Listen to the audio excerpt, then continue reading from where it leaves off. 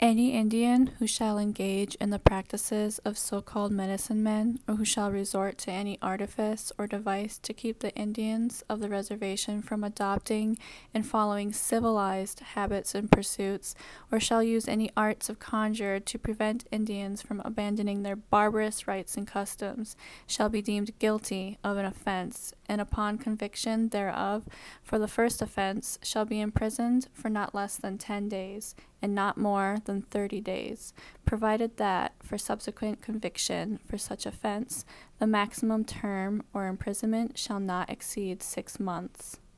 Now therefore be it resolved by the Senate and the House of Representatives of the United States of America in Congress assembled, that henceforth it shall be the policy of the United States to protect and preserve for American Indians their inherent right of freedom to believe, express, and exercise the traditional religions of the American Indian, Aleut, and Native Hawaiians, including, but not limited to, access to sites, use and possession of sacred objects, and the freedom to worship through ceremonials and traditional rites. Who are we? Before diving in, I want to clarify that I am Anishinaabe Ojibwe. My collaborators are Don't Write Down, who is Tuscarora Haudenosaunee, and Susie Haida Life, who is Alaskan Haida. What is sage? White sage is a plant specific to North America. Its botanical name is Salvia apiana. It is used predominantly in southwestern tribes of America as a form of smoke cleansing. It is not used traditionally in other tribes and is rarely seen in other cultures outside of this region. White sage is not to be confused with other sages used by Wiccans and pagans of Europe, especially the Salvia officinalis, aka the common sage. Other cultures use different types of sage, such as the Salvia occidentalis, the West Indian sage, grown in the Caribbean, Mexico, and South America.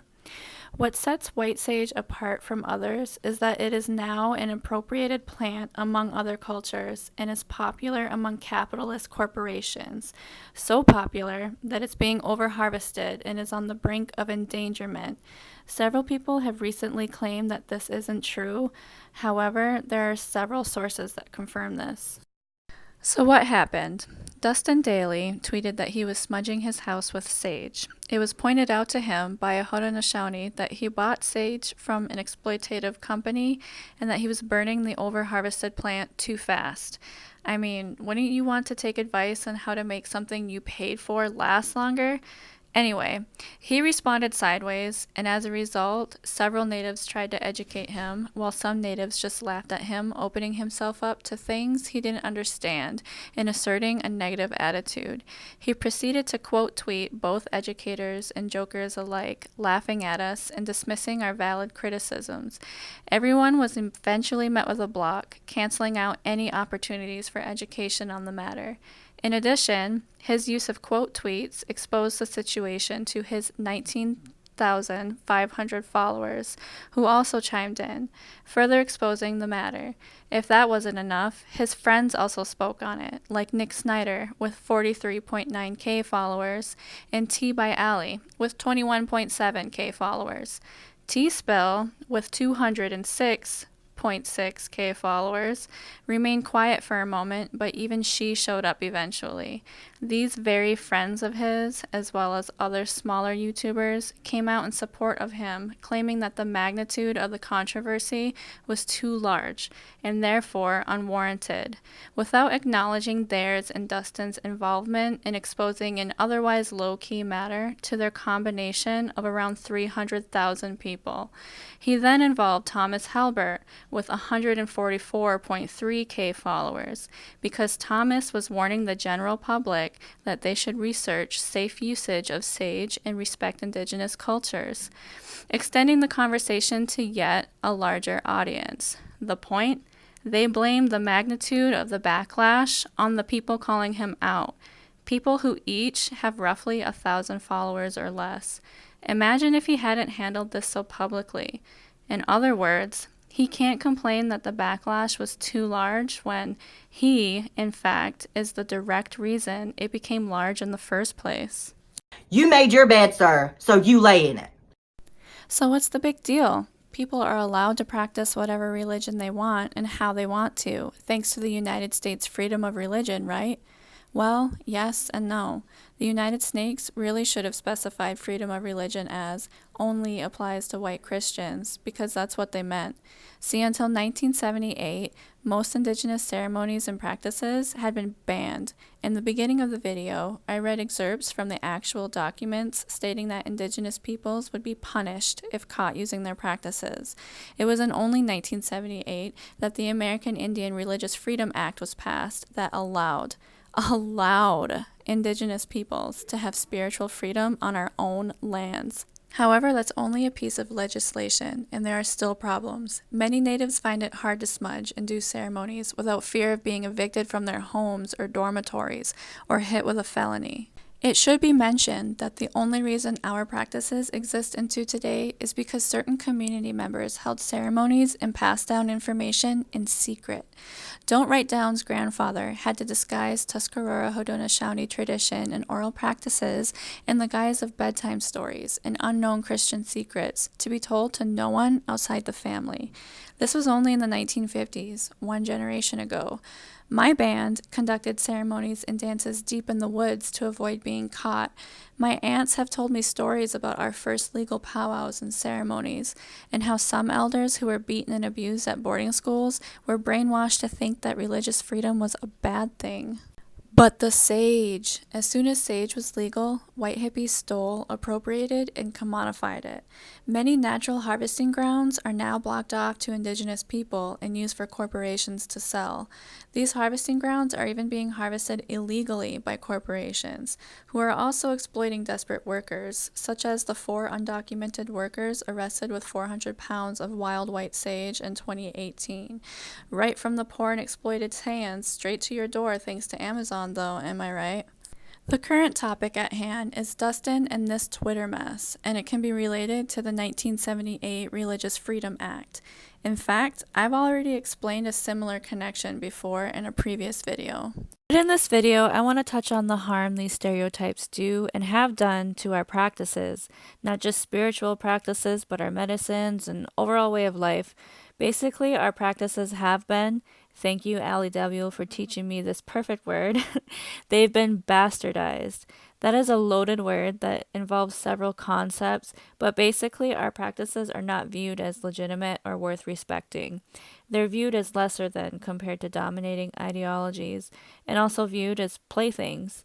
That's why costumes are offensive, and corporations selling sage and Nikita dumbass dragon burning sage is offensive, because these are not playthings. The same people that call us sensitive or tell us to get over it get upset if you disrespect their monuments or swear in church. The amount of uproar that occurred when Notre Dame burned down is less than the amount of bastardizing of our cultures and spiritual practices. Don't believe me right now? Look at how people treat voodoo. Oh, but Greek mythology gets a pass. I wonder why. Now, I know what you're thinking, but not only Native Americans use sage. You're partially right, but Dustin used white sage, which is traditionally a Native American sage. You know, before the rape, genocide, and colonization. He used white sage. But Wiccans and pagans use sage. Yeah, they use white sage now, but it's still appropriated. These religions come from Europe, where white sage didn't grow. They used other sages, such as common sage, but just because they've been appropriating white sage since colonization doesn't make it right. But other indigenous groups use sage. There are indigenous groups worldwide. Yes, and that's why we've been using the blanket term indigenous rather than naming our specific nations. However, these other indigenous groups didn't use white sage either. For example, Caribbean groups use West Indian sage. White sage has been appropriated by these groups as well.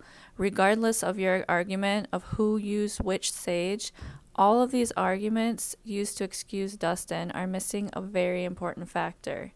Dustin isn't in any of these groups, so it's still theft no matter which spirituality you mention. He is a white man living in the United States.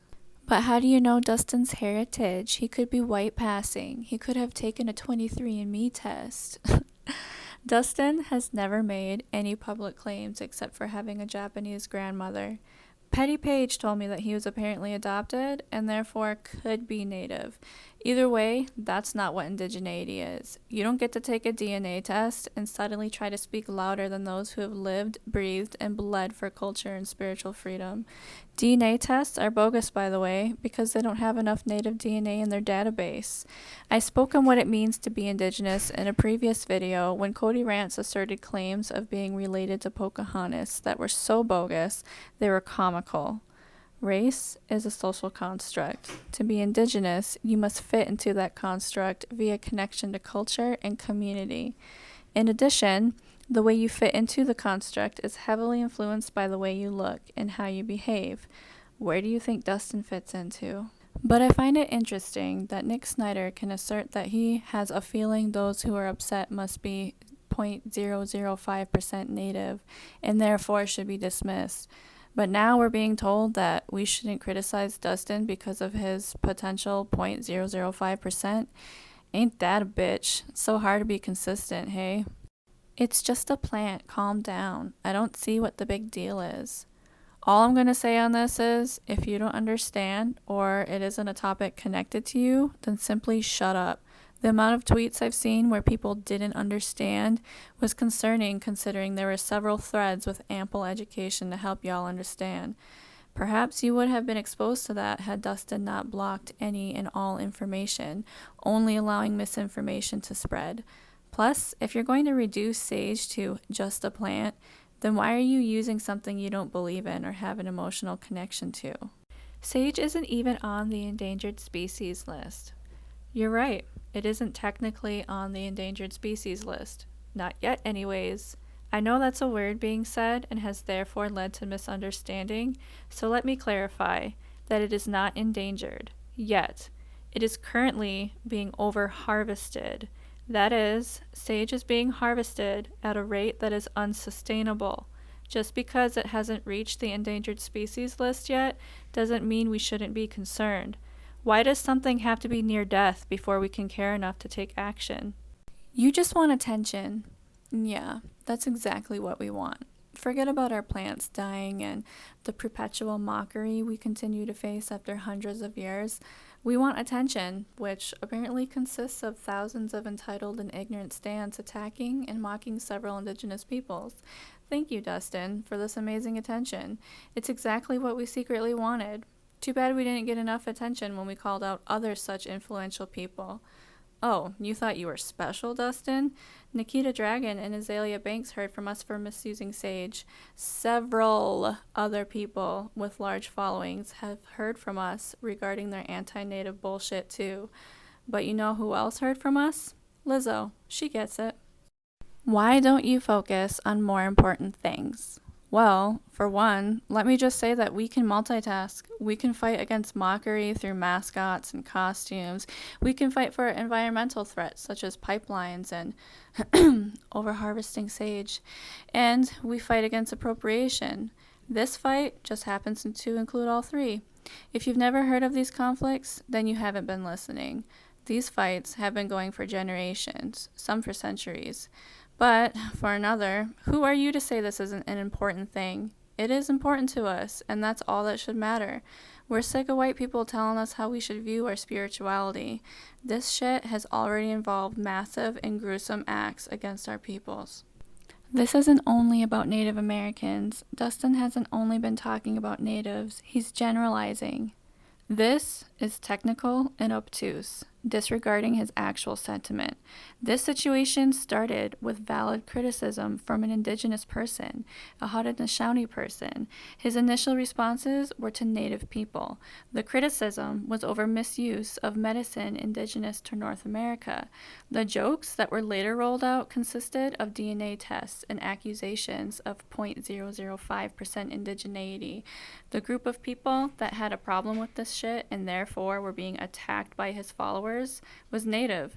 Sure, non-Native people eventually chimed in, but again, they were chiming in with their support of Natives on a Native topic. Saying this has nothing to do with Natives, or that his and his friends' laughing and condescending tweets weren't directed at Natives, is a far, far reach. Like, y'all are jumping through hoops to erase context and defend this guy. You should have been nicer, and he would have listened. 2 things. We were civilly educating him, and he developed an attitude first. And we don't have to be nice about this shit. He came at us sideways first and ignored those who were actually trying to help. I mean, he blocked me over a simple request to refer to us correctly. He spent his energy on that. But after all, when your ancestors were murdered and stolen because their use of sage was deemed savage and evil, but was then conveniently legalized in 1978 for appropriators like Dustin to play with it like a children's toy, we shouldn't have to be nice. Imagine being expected to be nice to someone after they punched you in the face. I think it's important to point out that these statements were not simply made up by me, nor Don't Write Down, or Susie Haida Life. These are actual statements which I have read that can be found in the numerous Twitter threads under Dustin's tweets or Indigenous people's tweets. Why is this important? Well, not only did Dustin blow this whole thing up on himself, but he unleashed a sea of hate against Indigenous Twitter users by exposing the situation to his followers. Native Twitter was bombarded with various incredibly offensive comments from people who never had anything to do with the situation in the first place. Whether they were inserting their uneducated opinions by talking over us, or saying downright racist things like being surprised we weren't picketing casinos or that we appropriate alcohol. One of the first things Dustin said in response to criticism was that he never intended offense. However, it is commonly said that intention does not negate impact. And Dustin, this is the impact of your actions. This isn't petty beauty community drama, Dustin. We aren't influencer stands coming for your neck over a devotion to someone with a camera and internet access. This is a real issue, and we are an incredibly mocked, ignored, and silenced racial group. You got yourself deep into this one, but thankfully for you, cancel culture doesn't exist for white people.